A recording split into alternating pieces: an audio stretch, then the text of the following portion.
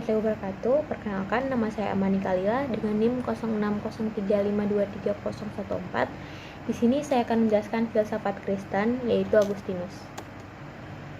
Agustinus dari Hippo, dalam bahasa Latin Agustinus Binus Hipponesis, lahir pada 13 November 354 dan wafat pada 28 Agustus, juga dikenal sebagai Santo Agustinus atau Saint Augustine dan Saint Austin dalam bahasa Inggris, Beato Augustinus, dan Dr. Rahmat, bahasa Latin Dr. Gratiai, adalah seorang filsuf dan teolog Kristen awal yang tulisannya mempengaruhi perkembangan kekristenan Barat dan filsafat Barat. Ia adalah Uskup Hippo Regius, sekarang di Annaba Aljazair. Dipandang sebagai salah seorang bapak gereja terpenting dalam kekristenan Barat karena tulisan-tulisannya pada era patristik. Di antara karya-karya yang terpenting misalnya Kota Allah dan Pengakuan-pengakuan. Menurut rekam sezamannya, Hieronymus, Agustinus telah memperbarui iman kuno pada awal hidupnya. Ia banyak dipengaruhi oleh Manikeisme dan sesudah oleh Neoplatonisme dari Plotinus. Setelah dibaptis dan memeluk kekristenan pada tahun 386 sebelum Masehi, Agustinus mengembangkan pendekatannya sendiri dalam filsafat dan teologi dengan mengakomodir berbagai metode dan sudut pandang, dengan keyakinan bahwa kasih karunia atau rahmat Kristus mutlak dibutuhkan bagi kebebasan manusia. Ia membantu merumuskan doktrin dosa asal dan memberikan kontribusi penting pada pengembangan teori perang yang dapat dibenarkan. Ketika Kekaisaran Romawi Barat mulai pecah, Agustinus mengembangkan konsep gereja sebagai suatu kota Allah yang spiritual, berbeda dengan kota duniawi yang material. Pemikiran sangat mempengaruhi cara pandang dunia abad pertengahan. Gereja yang berpegang pada konsep Trinitas sebagaimana didefinisikan dalam Konsili Nicea dan Konsili Konstantinopel umumnya diidentifikasi sebagai kota Allahnya Agustinus. Pandangan dan pemikiran. Agustinus adalah seorang penulis Latin kuno pertama di kalangan Kristen dengan suatu misi yang sangat jelas mengenai antropologi teologis. Ia memandang manusia sebagai satu kesatuan sempurna dari dua substansi, tubuh dan jiwa. Dalam risalah terakhirnya yang berjudul tentang kepedulian yang diperlukan bagi orang yang meninggal, De Curo Pro Mortis Geranda, bab 5, yang ditulisnya pada tahun 420 sebelum Masehi, ia mendesak untuk menghormati jenazah karena tubuh adalah bagian dari kodrat dasar pribadi manusia.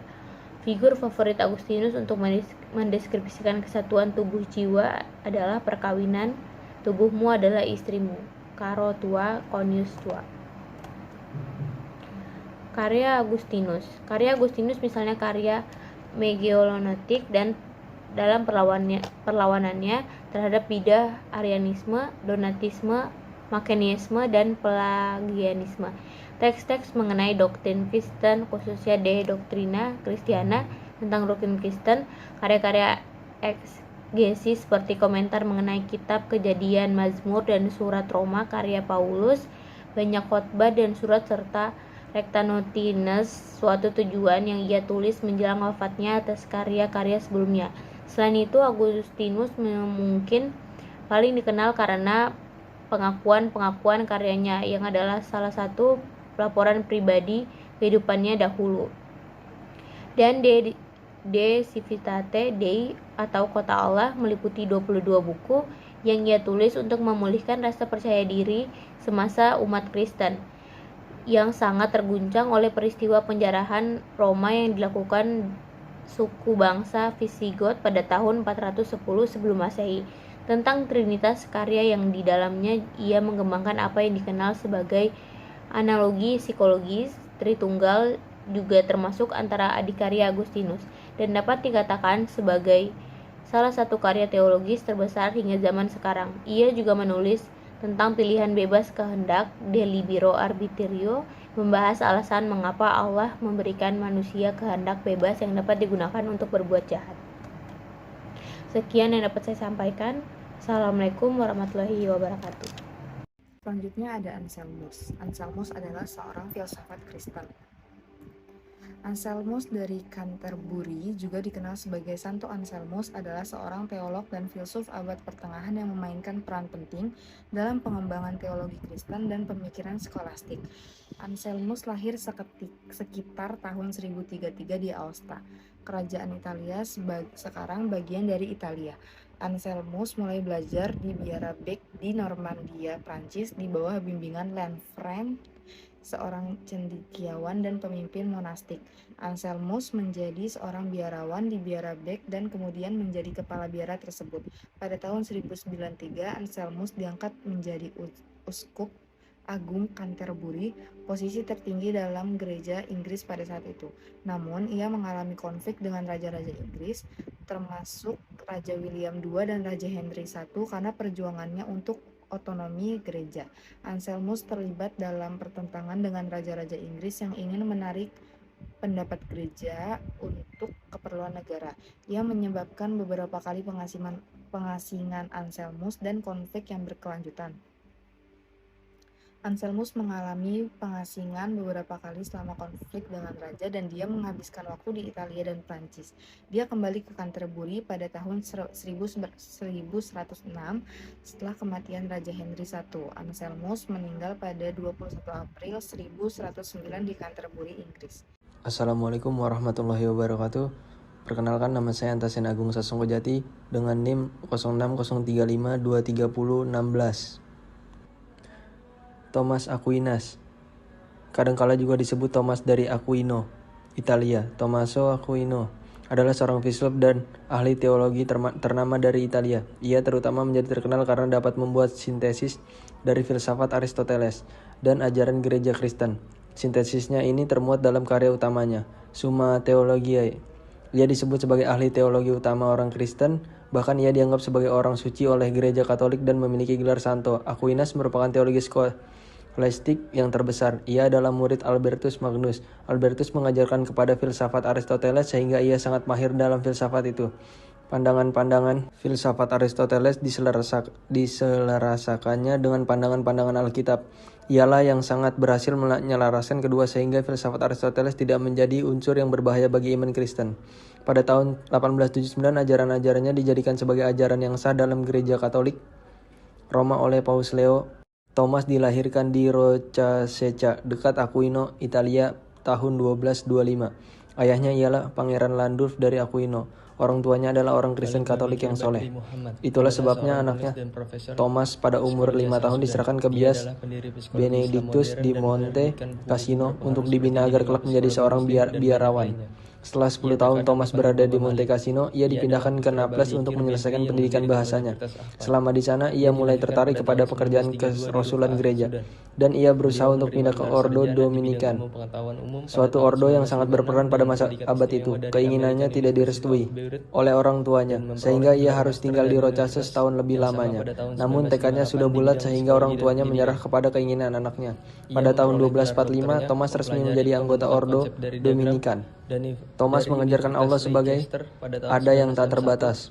Allah adalah zat yang tertinggi, yang mempunyai keadaan yang paling tinggi. Allah adalah gerak yang tidak bergerak. Tampak sekali pengaruh filsafat Aristoteles dalam pandangannya. Dunia ini dan hidup manusia terbagi atas dua tingkat, yaitu tingkat kodrati dan kodrati.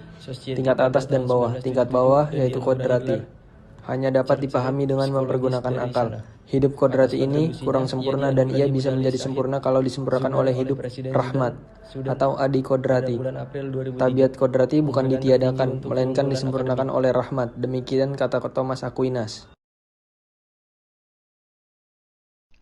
Immanuel Kant adalah seorang filsuf Jerman yang hidup pada abad ke-18. Ia dikenal sebagai salah satu tokoh terbesar dalam sejarah pemikiran Barat. Kant menulis banyak karya penting yang membahas berbagai topik termasuk agama, moralitas, dan epistemologi. Immanuel Kant lahir pada tanggal 22 April 1724 di Königsberg, Prusia Timur. Ayahnya adalah seorang tukang tenun dan ibunya putri seorang tukang roti. Kant menghabiskan sebagian besar hidupnya di Königsberg dan mengajar di Universitas Königsberg selama lebih dari 40 tahun. Pemikiran Kant tentang Tuhan. Immanuel Kant adalah seorang filsuf terkenal di Jerman pada abad ke-18. Salah satu topik yang sering dibahas oleh Kant adalah keberadaan Tuhan dan bagaimana manusia dapat memahami konsep Tuhan.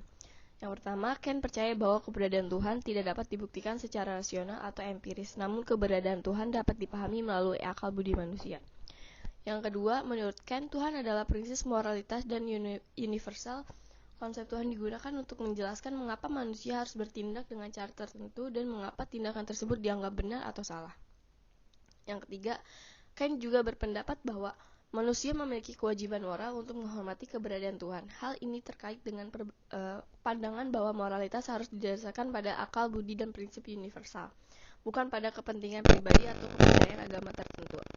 Pemikiran Kant tentang moralitas. Salah satu kontribusi besar Immanuel Kant adalah filsafat adalah pemikiran tentang moralitas. Menurut Kant, moralitas bukanlah hal yang bersifat subjektif, tetapi ada standar objektif yang harus diikuti oleh semua orang. Standar ini disebut sebagai imperatif kategoris yang merupakan perintah moral yang universal dan tidak tergantung pada keinginan dan tujuan individu. Kant juga membedakan antara tindakan yang dilakukan karena kewajiban moral dan tindakan yang dilakukan karena keinginan atau tujuan lain. Menurutnya, hanya tindakan yang dilakukan karena kewajiban moral yang memiliki nilai moral yang sejati.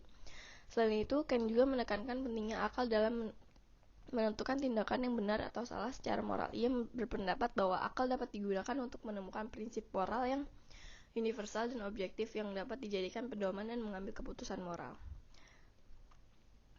Karya-karya Kant yang terkenal, Kritik der reinen Vernunft. Buku ini membahas tentang epistemologi dan metodologi dalam filsafat. Yang kedua, Kritik der praktischen Vernunft. Buku ini membahas tentang etika dan moralitas dalam filsafat. Yang ketiga, Kritik der Urteilskraft. Buku ini membahas tentang etika dan teori penilaian dalam filsafat.